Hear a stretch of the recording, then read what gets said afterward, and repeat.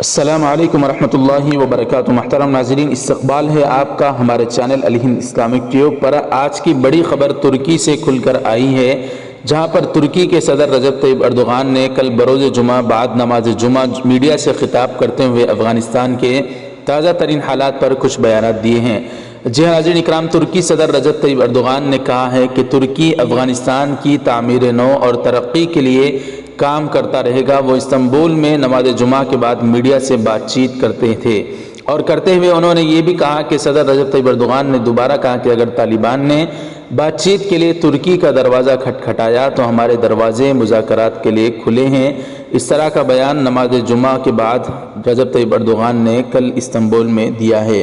بہرحال دوستوں، رجب طیب اردوغان نے جس طرح سے پہلے بھی کہا تھا کہ جب بھی ہمیں افغانستان سے مدد کے لیے پکارا جائے گا تو ہم لبیک کہہ کر ان کی مدد جیسے پہلے سے کرتے آ رہے ہیں، اب طالبان کی حکومت میں بھی اسی طرح ان کی مدد کرتے رہیں گے۔ اس طرح کا بیان رجب طیب اردوغان نے دیا ہے۔ بہرحال دوستوں، اس پر آپ کی کیا رائے ہے ہمیں کمنٹ کر کے ضرور بتائیں۔ ویڈیو کو ضرور لائک کر دیں، شیئر ضرور کریں، چینل کو ہمارے سبسکرائب کر کے بیل آئیکن پر کلک کر دیں۔ جزاکم اللہ، والسلام علیکم ورحمۃ اللہ وبرکاتہ۔